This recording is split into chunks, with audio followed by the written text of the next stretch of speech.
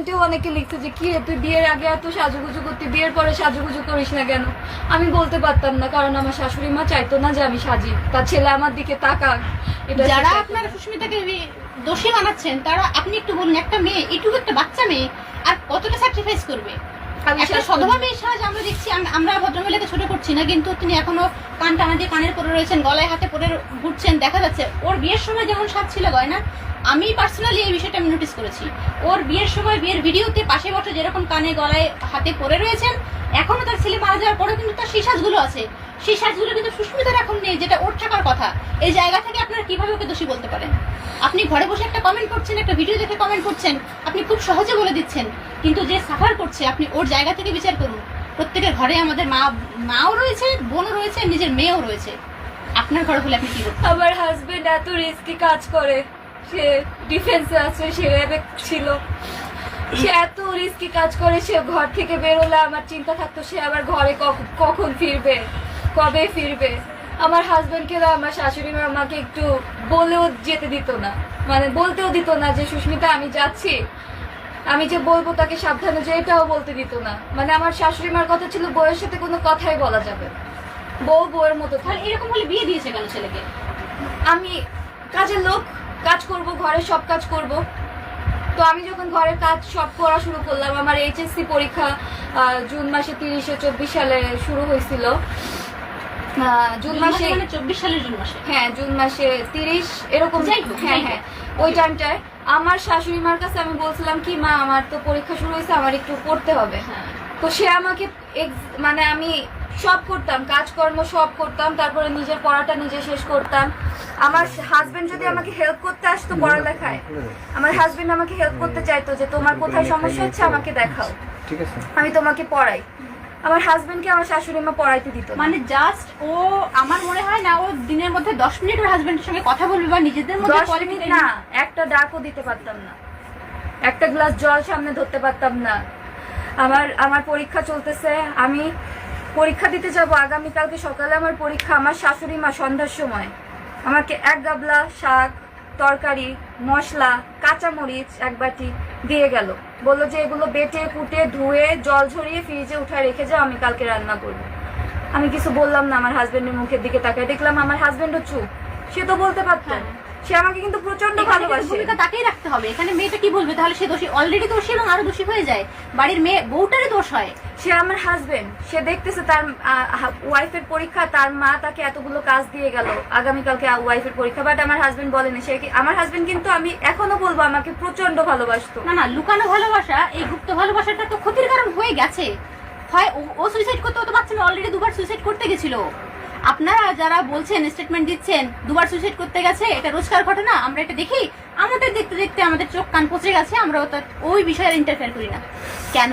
একটা মেয়ের বিয়ে হয়েছে সে তো অশান্তি করার জন্য না। আমার হাজবেন্ড একবারও তার মাকে বললো না যে মা ওর কালকে পরীক্ষা, ও আজকে এগুলো না করুক।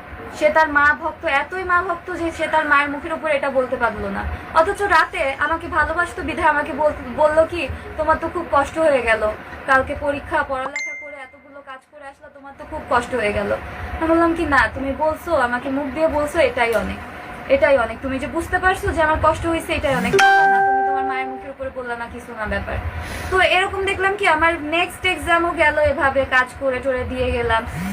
এক্সামেও বাংলা দ্বিতীয় এক্সাম, যেটা বাংলা সেকেন্ড পেপার পরীক্ষার আগের দিন, মানে সেকেন্ড পেপার কি আমার একটু সেকেন্ড পেপারে একটু ফোবিয়া ছিল, আমি একটু কম পারতাম। তো আমি চাচ্ছিলাম কি আমি সারাদিন শুধু সেকেন্ড পেপারটা পড়ি, বাট আমার শাশুড়ি মা সন্ধ্যার সময় আবার সেম, তার কাঁচামরিচ বাটা, শাক বাছা, তরকারি কাটা, ঝরা। দেখুন, সময়ে বাংলা একটা প্রবাদ আছে, সময় 1 ফুট, অসময় 10 ফুট।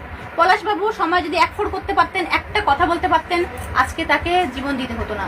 এটা কোনো সমাধান নয়। আপনি চলে গেছেন, আপনার মা কিন্তু বদলায়নি। আপনার উচিত ছিল পলাশবাবুর মতন বাকি যারা রয়েছেন, যারা কথা বলতে পারেন না, অবশ্যই মাকে ভালোবাসুন, কিন্তু আমার লিমিটটা বুঝতে হবে। এখন সবাই যদি বলে যে আমার সাক্ষী কই বা এগুলো কে দেখছে, আপনারা তো ঘরে 3টা মানুষ ছিলেন, আমাদের বাসায় যে কাজের মহিলাগুলো ছিল তারা এখনো জীবিত আছে। আর আমার হাজবেন্ড মারা যাওয়ার আগে তার অফিসের কলিগকে বলে গেছে সব, তার অনেক কলিগকেই, 2-3টা কলিগকে সে তার সমস্যার ব্যাপারে বলে গেছে, তারা জানে অলরেডি। তো যে বাংলা দ্বিতীয়র আগের এক্সামে যখন দেখলাম এটা, তখন আমি, যেহেতু আমার হাজবেন্ড সেদিনও চুপ, সে জানে আমার কত সমস্যা হচ্ছে, তখন আমি নিজেই বললাম যে মা ঠিক আছে, আমি এগুলো তো আজকে করে দিলামই, আর কালকে তো শুধু ঘোটার কাজটা, রান্নার ঘোটার কাজটা আমি কালকে সকালে একটু ভোরে উঠে রান্নাটাও করে দিয়ে যাব, কোনো সমস্যা নেই, আপনারা দুপুরে আপনাদের খিদে লাগলে খেয়ে নিয়ে। এইটা যে বলছি তখন আমার হাজবেন্ডের গায়ে লেগে গেছে, আমার শাশুড়ির লেগে গেছে। তখন আমার শাশুড়ির সাথে সাথে ওই মুহূর্তে তার ছেলেকে নিয়ে ঘরে ঢুকে গেছে। কত বড় সাহস! পড়ে না মানুষ, পড়ালেখা করে না, সংসারে কাজ করে মানুষ ডিগ্রি অর্জন করতেছে না। আমার অমুকের বউ নেই, তার ভাইয়ের ছেলের বউ আছে নাকি, কে ভাই, তার মানে আমার শাশুড়ির ভাইয়ের ছেলের বউ নাকি পড়ালেখা করে সংসার করে চালিয়ে যাচ্ছে। জানি না, আমি কারোর উদাহরণ দিব না। সে বলতেছে অমুকের বউ করতেছে, তমুকের বউ করতেছে, তোর বউর এত বড় সাহস। অথচ কিন্তু আমি আগের এক্সামগুলো এইভাবেই কাটাইছি, একবার শুধু মুখটা খুলেছি। আমি বাকি সমস্ত মেয়েদের উদ্দেশ্যে বলবো, দেখুন আপনি যত চুপ থাকবেন এই সমস্ত ক্ষেত্রে, তত কিন্তু আপনাকে পেয়ে বসবে। সুতরাং আপনি জায়গার মতো, প্রয়োজন মতো কথা বলতে শিখুন। আপনি একটা সাবজেক্ট স্কিপ করে গেলেন, যদি ড্রপ হয়ে গেল, ওটা কিন্তু দেখবেন আপনি বাড়িতে কি করে এসছেন, কিন্তু ওটা ড্রপ হয়েছেন, ওটা সবাই দেখবে। আরো ভালো ছাত্রীও ফেল করেছে। সুতরাং জায়গা মতো কথা বলতে শিখুন। আমি যখন একবার উত্তর দিলাম তখন আমি খারাপ হয়ে গেলাম, যে আমি ঘরের কাজ করতে চাই না। পরীক্ষা আমার, আমি কাজ করতে চাই না নাকি ঘরে? সব করার পরেও আমি পরীক্ষার কাজ করতে চাই না। পরবর্তীতে আমার হাজবেন্ড বললো যে মা ঠিক আছে, তাহলে এই কয়দিন পরীক্ষা যখন, তুমি তাহলে না হয় এই কয়দিন কাজের মহিলাকে আরো কিছু টাকা বাড়িয়ে দিয়ে ঘরের কাজগুলো করাই নিও, আর তোমার যতটুকু সম্ভব তুমি করাই নিও, তুমি যতটুকু পারবা করো, আর যদি রান্নাও করাইতে চাও করা, আমি দিয়ে দেবো, সমস্যা নেই, ওর পরীক্ষা যেহেতু ওকে থাক। তো এটা নিয়ে আমার শাশুড়ি অনেক ঝামেলা করেছে আমার হাজবেন্ডের সাথে, যে কেন এটা সে অলরেডি এটা এখানে বসে আমি শুনতে শুনতে আমি জাস্ট পাজলড হয়ে যাচ্ছি। যারা ওখানে কমেন্ট করছেন, অনেকে বলছেন তাদের চোখে ধরছে না, জল ধরছে না, এবং তারা জাস্ট নিতে পারছি না। তাহলে ও 2.5 বছর এভাবে সহ্য করলো। ওর কাছে এক একটা দিন, আমি একজনের লেখা পড়েছিলাম, তিনি বলছেন আপনার বাড়িতে 43 ঘন্টা ছিলেন আপনার ফ্ল্যাটে গিয়ে, সে আর থাকতে পারেনি এবং সে কখনোই আর যাবে না বলে সে মনে মনে বলেছিল। সে জায়গা থেকে মেয়েটা 2.5 বছর, মানে 2.5 যুগের সমান কিন্তু কেটেছে। আপনারা বয়স হয়ে গেছে, আপনি ভাবছেন আমার সব আমার রাজত্ব, একটু যদি স্পেস না দিতে পারেন তাহলে আমার স্যাক্রিফাইস নিয়ে, আমার স্যাক্রিফাইস যদি থাকে, 2.5 বছরে প্রত্যেকটা সেকেন্ডে স্যাক্রিফাইস ছিল। আমার হাজবেন্ডকে আমার একটা টেক্সট করার অধিকার পর্যন্ত দিত না। মেসেজ আসলে আমি যদি ফোন নিতাম, সে তার ছেলেকে ফোন দিয়ে বলতো, কি রে কি করতেছিস, তুই কাজ করতেছিস নাকি ফোন নিয়ে বসে আছিস? মানে আমি ফোন দেখতেছি, হয়তো ফেসবুকে দেখতেছি বা আমার হাজবেন্ডকে টেক্সট করতেছি, আমার শাশুড়ি মা আমার হাতে ফোন দেখে বলতো, কি রে তুই কি ফোন নিয়ে বসে আছিস না কাজ করতেছিস? সে কিন্তু অফিসে। এটা জাস্ট টু মাচ। এটা আসলে মানে এগুলো আসলে মানে বলার কোনো জায়গা নেই। দেখুন আজকে এই ঘটনাগুলোর জন্য হাজবেন্ড ওয়াইফ, আমরা বিয়ের পর যখন কোয়ালিটি টাইম আমরা পাই নাই, আমার হাজবেন্ড বলতো যে আমি তো আছি, আর বউ তো রাত তো আছেই, তোমার সাথে তো রাতে থাকবোই। এখন কি সে নাই? আমি এখন তো মিথ্যা বলতে পারবো না, সে এখন স্বর্গীয়। যা সত্যি সবটাই তাই বলতেছি, লজ্জা নিয়ে কথা বলে তো এখন আর লাভ নেই।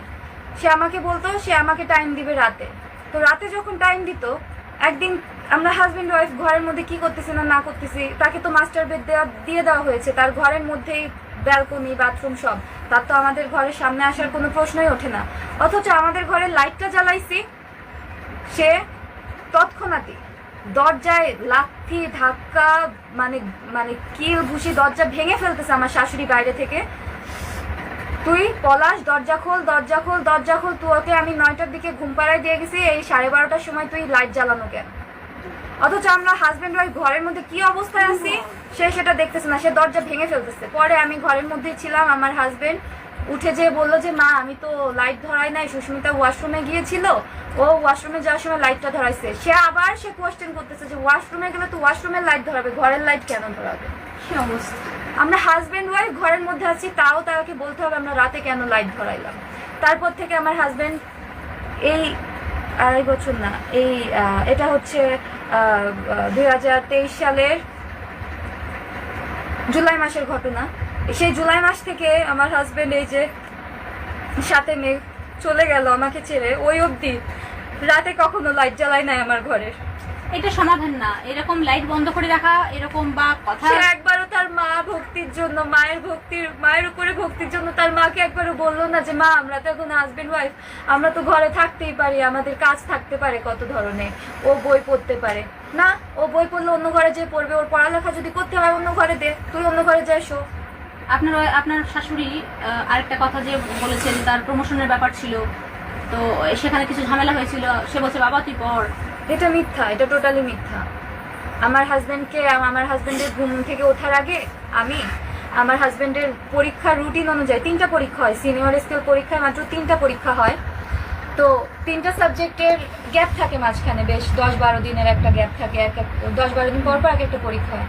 তো কবে কোন পরীক্ষা সেটার রুটিন আমি চেক করে আমার হাজব্যান্ড ওঠার আগে আমি টেবিল পরিষ্কার করে বইগুলো সামনে সাজিয়ে রাখতাম, একটা গ্লাস জল ভরে সামনে ঢেকে রাখতাম, যে আমার হাজব্যান্ড যেন ঘুম থেকে উঠে একটা ফ্রেশ মনে বইটা নিয়ে বসতে পারে, তাকে যেন খোঁজাখুঁজি করতে না হয়। তার মানে যাবতীয় ওই পরীক্ষা সংক্রান্ত যাবতীয় সকল বই আমি টেবিলটার উপর সাজিয়ে রাখতাম, ডায়েরি থেকে শুরু করে কলম, পেন্সিল, খাতা সব সাজিয়ে রাখতাম, টেবিল একদম ক্লিন করে, চেয়ার ক্লিন করে, যাতে আমার হাজবেন্ড কোনো প্রশ্ন করতে না পারে, তার যাতে আমার কাছে একবার জল চাওয়া না লাগে, সেজন্য আমি এক গ্লাস জলও ভরে রাখতাম। এইটা ছিল আমার দোষ। আমার শাশুড়ি দেখেই বলতো, এই তুমি কি জানো আমার ছেলে কি পরীক্ষা দিচ্ছে, ও কোন লেভেলের পরীক্ষা দিচ্ছে তুমি জানো? তুমি কি জানো ওর কি বই পরীক্ষা হবে, যে তুমি বইগুলো সাজায় রাখছো, আবার ওরা ডাবল খাটনি করাবা? আমি বলছিলাম ভালো করে যে মা আমি তো রুটিন দেখছি, ওর এইগুলোই পরীক্ষা, এগুলোই।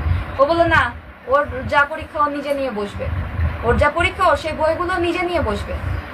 ভালো কথা, সে আমার গোছানো টেবিলটাকে এলোমেলো করে দিয়ে বইগুলো নিয়ে উঠায় রাখে, আর আমাকেই পরে দোষারোপ করলো আমি নাকি আমার হাজবেন্ডকে পড়তে দেই না।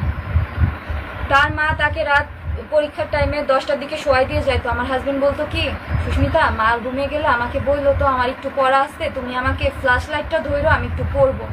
আমি বললাম কি এত ভয় পাও, তুমি বই পড়বা, তোমার তো লাইফে এরপরে আর সিনিয়র স্কুল পরীক্ষা হবে না, এখনো একটু লাইট জ্বালায় পড়তে পারবা না? বলে যে না। মানে তাকে নিজের বেডরুমে বসে পড়তে হবে মোবাইলে ফ্ল্যাশ জ্বালিয়ে, কেন কি ঘরে লাইট ধরালে, ঘরে লাইট জ্বালালে? সেটা আমাকে বলতো আমার হাজবেন্ড যে সুস্মিতা তুমি মোবাইলে ফ্ল্যাশটা জ্বালাও, আমার একটু বাকি আছে পড়ে। আমি বলতাম না সমস্যা নেই, আমার অসুবিধা হচ্ছে না, তুমি পড়ো, তুমি কত পড়বা পড়ো, কিন্তু পড়েই এত দূর আসছো, তোমার এই পজিশনে আসাই তো তোমার পড়ালেখা নিয়ে, তুমি আসো পড়ো। আমি ফ্ল্যাশ ধরে রাখছি, 2টা ফ্ল্যাশ, আমি তার ফোন আমার ফোনের ফ্ল্যাশ আমি বইয়ের উপরে রাখছি, হাত দিয়ে এভাবে ধরে রাখছি। রুমে কোনো টুল টেবিল অ্যালাউ করতো না আমার শাশুড়ি মা, কারণ সে ভাবতো যে টুল টেবিল থাকলে আমি নাকি রাত বিরাতে পড়তে বসবো, তার ছেলেকে ডিস্টার্ব করবো লাইট জ্বালিয়ে, যার কারণে সে রুমে কোনো টুল টুল কিচ্ছু অ্যালাউ করতো না। এটা কোনো কথা? আমি আমার মাথার শীতানের বালিশ, আমি যে বালিশে ঘুমাইতাম সেই বালিশটা দিয়ে আর আমার হাজবেন্ডের বালিশটা দিয়ে আমার হাজবেন্ডকে বিছানার উপরে টেবিল বানাই দিতাম, যে নাও টেবিল তুমি এখানে বসে পড়ো। আমি ফ্ল্যাশ 2 হাতে 2টা ফোন, তার ফোন আমার ফোনের 2টা ফোনের ফ্ল্যাশ আমি ধরে রাখতাম যে পড়ো, তোমার কতক্ষণ লাগবে পড়ো, কোনো সমস্যা নেই, ঘুমাইও, পরীক্ষা হয়ে গেলে তো চিন্তা নাই, আর তুমি তো বললা তোমার একটু পড়া। সে পড়তো আর আমাকে বলতো কি তুমি এত সাপোর্টিভ, তুমি আমার পজিশন, তুমি তো এই বয়সে এত বুঝো, তুমি আমাকে এই বয়সে এত সাপোর্ট করো, আমি তো তোমাকে সাপোর্ট করতে পারি না। আমি বললাম না ঠিক আছে, তুমি তো মাকে ভালোবাসো, মায়ের উপরে কি বলবা, ঠিক আছে দরকার নেই, তুমি মনে রেখো এগুলো, আমি করতেছি তাহলেই হবে।